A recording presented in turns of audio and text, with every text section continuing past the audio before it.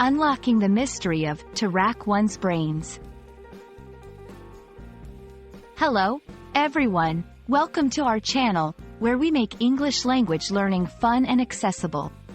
Today, we're diving into a fascinating phrase that often puzzles learners: to rack one's brains. If you've ever found yourself scratching your head trying to remember or come up with an idea, then this video is for you.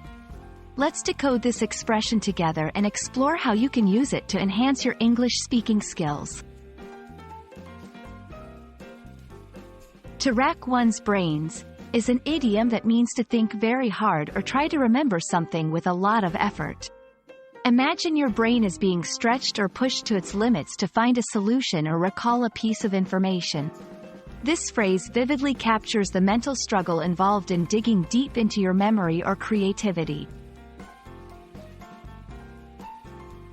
The origin of to rack one's brains is quite interesting.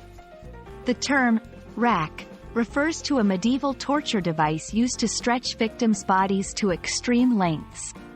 By comparison, when you're racking your brains, it's as if you're putting your thoughts through a metaphorical stretch, trying to extract that elusive idea or memory. Now, let's look at how to incorporate to rack one's brains into your everyday English. Here are some examples. I've been racking my brains all day trying to remember where I left my keys. She racked her brains to come up with a creative solution for the project.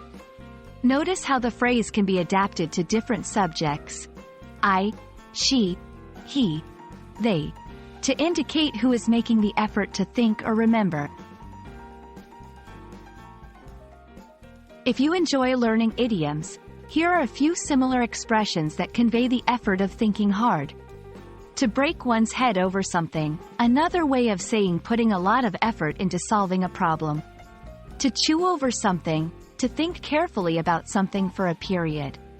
These phrases enrich your language and allow you to express yourself in a more colorful and native-like manner.